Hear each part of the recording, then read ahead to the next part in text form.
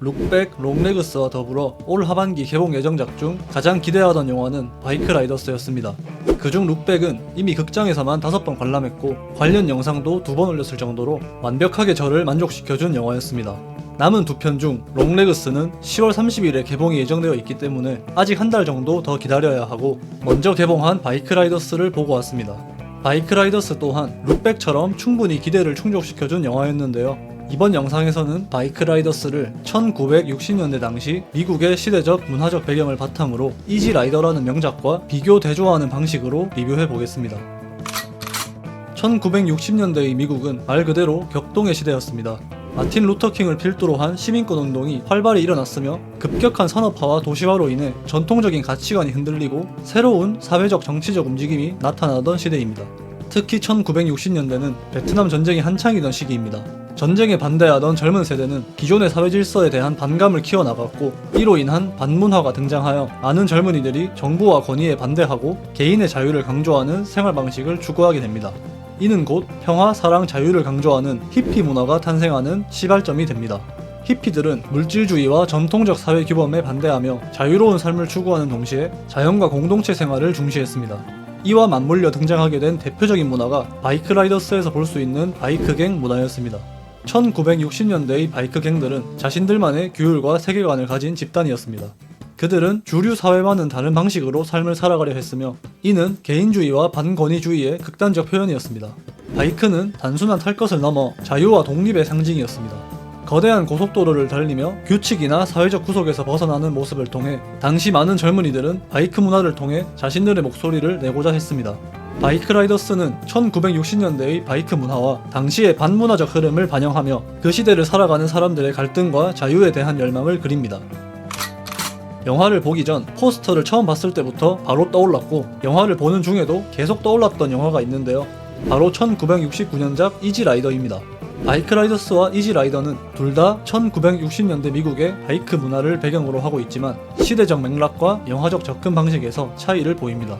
먼저 두 영화가 주요하게 다루고 있는 자유라는 가치의 시대적 맥락에 따른 의미 차이입니다. 이지라이더는 1960년대 후반에 당대의 전통적 가치관을 거부하고 개인의 자유를 극대화하는 반문화와 밀접하게 연결되어 있습니다. 이 영화는 영화 자체로서 반문화 운동의 상징이 된 작품이나 다름없습니다. 영화는 격동하는 시대 속에서 자유와 반항을 상징하는 두 명의 바이크라이더가 미국 남서부를 여행하는 이야기를 다룹니다. 두 주인공은 미국 주류 사회의 법이나 규칙, 사회적 기대에서 완전히 벗어나 끝없는 자유를 찾아 나섭니다. 이들의 자유는 규제 없는 삶을 상징하며 이는 바이크를 타고 미국 전역을 횡단하는 장면에서 잘 드러납니다. 그러다 그들의 여정이 결국 파멸로 끝나면서 미국 사회의 억압적이고 보수적인 면모를 비판하는 메시지를 은유적으로 드러냅니다. 바이크라이더스는 1960년대 미국을 배경으로 동일한 시대상을 담고 있지만 이지라이더처럼 극단적인 반체제적 요소만을 강조하지는 않습니다. 이 영화는 오토바이 클럽 내부의 인간적 갈등, 개인과 집단의 관계, 소속감과 자유 사이의 딜레마를 주로 다룹니다.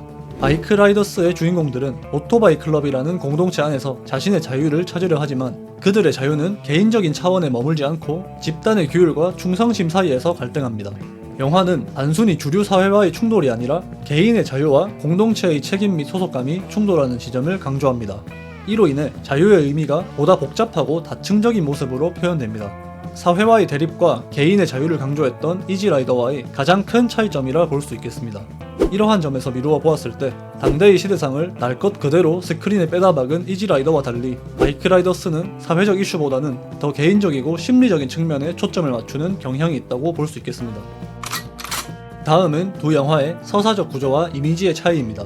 영화가 보여주는 이미지로 비교해봤을 때 이지라이더는 미국의 황량한 대지를 배경으로 하며 전반적으로 텁텁한 영상미가 돋보이는 영화입니다. 영화에서 등장하는 미국의 광활한 자연 풍경은 그들의 자유와 고독을 상징적으로 보여줍니다. 반면 바이크라이더스는 현실적이고 정서적인 이미지를 주로 보여줍니다. 서사적 구조로 비교해봤을 때 이지라이더는 미국 남서부를 가로지르는 두 남자의 여정을 중심으로 매우 느슨한 구조의 플롯을 가지고 있는 로드무비라 할 수 있습니다. 실제로 옛날에 이지라이더를 볼 때 엘리펀트와 비슷하다는 느낌을 많이 받았었는데요. 이는 두 영화 모두 의도적으로 내러티브를 배제한 채 이미지의 구축에 집중한 영화이기 때문입니다. 명확한 내러티브가 존재하지 않는 이지라이더와 달리 바이크라이더스에는 극을 이끄는 주된 서사가 존재합니다. 이지라이더가 60년대 미국의 시대상을 주체적으로 사용했다면 바이크라이더스는 그것을 기능적으로 사용한 영화입니다. 바이크라이더스에서 당대의 시대상은 영화적 배경과 소재로 사용될 뿐이고 영화가 주목하는 부분은 오토바이 클럽과 그 구성원들 사이에서 벌어지는 일입니다. 애초에 지향점이 다른 영화인 것입니다. 그런 면에서 바이크라이더스는 당대 미국의 사회상을 갱스터 장르에 이식한 장르 영화로 구분할 수 있는데요. 로드무비의 문법을 띠고 있는 이지라이더와 장르적 특색이 판이하기 때문에 실제로 영화를 볼 때 같은 시대를 다루고 있음에도 전혀 다른 이야기를 하고 있다고 느껴졌습니다. 지금부터는 바이크라이더스의 스토리와 캐릭터를 중심으로 영상 이어가 보겠습니다. 중심 인물들인 베니, 조니, 캐시는 각기 다른 성격과 역할을 가지고 있으며 이들의 복잡한 관계는 영화의 핵심 주제인 자유와 소속, 개인의 욕망과 공동체의 규율 간의 갈등을 드러냅니다. 먼저 베니입니다. 오스틴 버틀러가 분한 베니는 영화에서 가장 중요한 인물 중 하나로 그가 소속되어 있는 오토바이 클럽인 벤달스 클럽의 중심 인물이며 카리스마 넘치는 캐릭터입니다. 저는 베니를 보고 크로우즈 제로의 겐지가 떠올랐습니다. 아예 똑같은 캐릭터라고 볼 수는 없지만 영화에서 풍기는 아우라나 머리보다 주먹부터 앞서는 의리파인 점이 영락없는 겐지입니다. 정말 남자들이 환장하지 않을 수 없는 캐릭터이고 저 또한 그랬습니다. 베니는 규율이나 책임에서 벗어나고자 하는 자유로운 영혼으로 굉장히 즉흥적이며 충동적인 캐릭터로 묘사됩니다. 그는 오직 바이크를 탈 때에만 해방감을 느끼며 그런 그의 모습을 통해 자유에 대한 갈망을 엿볼 수 있습니다. 그와 동시에 수술을 받고 걷기도 힘든 상황에서 바이크를 타려는 모습을 보면 그가 얼마나 충동적인 성향의 캐릭터인지도 알 수 있습니다. 그는 심리적으로 불안정한 인물입니다. 그는 갈등이 생기면 그것을 해결하기보단 회피하려 합니다. 벤달스 클럽의 리더 조니가 그를 흠모하여 꾸준히 본인의 후계자로서 벤달스 클럽을 이끌어 달라고 설득하지만 베니는 끝내 그것을 받아들이지 않고 모두를 떠나게 됩니다. 장기적인 목표나 계획보다는 순간적인 즐거움과 쾌락을 추구하는 60년대 미국의 청년층을 대표하는 캐릭터라고 할 수 있겠습니다. 톰 하디가 분한 조니는 벤달스 바이크 클럽의 리더이며 베니와 가까운 관계를 맺고 있는 인물입니다. 그는 맨손으로 클럽을 일궈냈으며 가족보다도 클럽과 클럽원들을 소중히 생각합니다. 베니도 참으로 멋있었지만 저는 조니와 베니 중 더 매력적이고 멋있는 캐릭터를 꼽으라 하면 조니의 손을 들어줄 것 같습니다. 톰 하디의 마초적인 상남자 배역은 이미 검증된 캐릭터고 이 영화에서도 정말 미친듯이 멋있었습니다. 목소리가 엄청 웃기긴 한데 그 간드러지는 목소리마저 간지나 보일 정도로 참 매력있는 캐릭터였습니다. 다 떠나서 톰 하디 하나만으로 이 영화를 볼 가치는 충분하다고 생각될 정도입니다. 조니는 클럽 내에서 결단력 있는 리더로서의 면모를 보여줍니다. 중요한 순간마다 본인이 책임을 지며 그의 모든 행동은 클럽을 위함이기 때문에 그는 클럽원들에게 신뢰와 존경을 받습니다. 자칫 폭력적이기만 한 인물로 그려지기 쉬우나 영화를 보면 조니가 폭력적이라는 느낌을 받기가 힘든데요. 이는 그가 여느 갱단처럼 불필요한 무력을 행사하는 게 아니라 클럽을 위한 주먹만 휘두르고 일반인들에게 절대 피해를 입히지 않기 때문입니다. 때문에 그는 베니와는 다르게 보다 안정적이고 신뢰할 수 있는 인물로 비춰집니다. 멋있는 장면이 수두룩 빽빽한 영화라 하나의 명장면을 꼽긴 어렵겠습니다만 제 기준 최고로 멋있던 장면은 영화의 후반부 조니가 베니의 아내 캐시를 찾아가 집 앞에서 얘기를 나누던 장면입니다. 다 얘기하면 스포일러라 말은 못하는데 영화를 보신 분들은 이 장면에서 조니가 내뱉던 나띵의 무게감을 알 것입니다. 조니라는 캐릭터의 매력을 극한으로 보여준 장면이라고 생각합니다. 조디 코머가 분한 캐시는 베니의 아내이며 이 영화의 전체적인 나레이션 역할을 담당하기도 합니다. 애초에 이 영화 자체가 과거 한 사진작가가 직접 바이크 클럽원들의 모습을 찍은 사진집을 바탕으로 한 영화이기도 하고 영화의 플롯이 캐시를 인터뷰하며 캐시가 들려주는 이야기를 토대로 과거 벤달스 클럽의 일대기를 보여주는 구성으로 이루어져 있기 때문에 실질적인 주인공은 캐시라고 볼 수도 있습니다.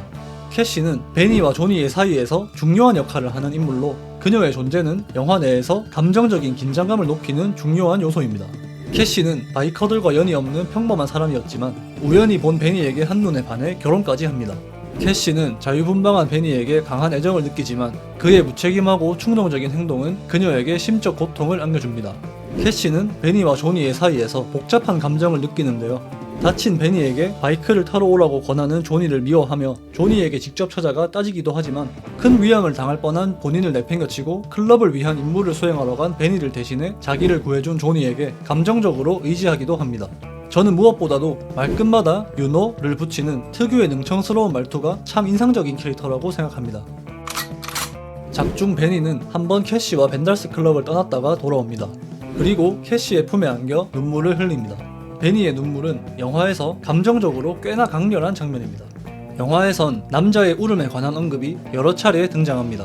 캐시의 아버지는 남자는 단 3번만 눈물을 보인다고 말하던 사람이었고, 실제로 캐시는 아버지가 우는 모습을 단 2번밖에 보지 못했다고 합니다. 그런데 베니는 부모님이 아프거나 돌아가셔도 눈물을 보이지 않는 무감각한 사람이라고 언급됩니다. 그런 베니가 처음이자 마지막으로 눈물을 흘리는 장면이기 때문에 저는 이 장면이 영화 전체를 관통하는 핵심적인 장면이라고 생각했습니다. 베니는 안정적인 관계나 책임감과 같이 본인의 자유를 옥죄는 모든 것으로부터 벗어나고 싶어하며 조니의 거듭된 리더직 제안에 불만을 참지 못하고 결국 떠나게 됩니다. 그런 베니가 다시 돌아오는 이유는 그의 내면 깊숙한 곳에 있는 소속감과 인간적인 욕구 때문이라고 생각합니다. 자유를 원하는 베니에게 있어 캐시와의 안정적인 관계는 구속처럼 느껴졌을 가능성이 큽니다. 하지만 캐시는 베니에게 단순한 연인이 아니라 그가 떠돌아다니다가도 돌아올 수 있는 안식처와 같은 존재입니다. 그렇게 자유를 갈망하며 떠났던 베니는 결국 자신이 속해 있을 곳, 사랑하는 사람, 그리고 인간적인 연대감이 필요하다는 것을 깨닫고 돌아오게 된 것입니다. 돌아온 그가 흘린 눈물은 캐시와의 관계 속에서 진정한 소속감과 안정감을 찾게 되었다는 것을 내포하고 있다고 생각합니다. 단순하게 생각하면 가깝게 지냈던 조니에게 벌어진 사건 때문에 눈물을 보인 것이라고 할 수 있습니다. 저는 거기서 더 나아가 지난 오랜 시간, 그리고 자신이 떠나있던 시간마저 본인을 놓지 않고 기다려준 캐시에게 미안함과 고마움을 느꼈기에 눈물로써 용서를 구하고 감사를 표한 것이라고 생각합니다. 이렇듯 베니의 복귀와 그가 흘린 눈물은 영화의 핵심 주제인 자유와 소속감, 개인과 공동체의 관계와 맞닿아 있는 중요한 대목이라 할 수 있겠습니다.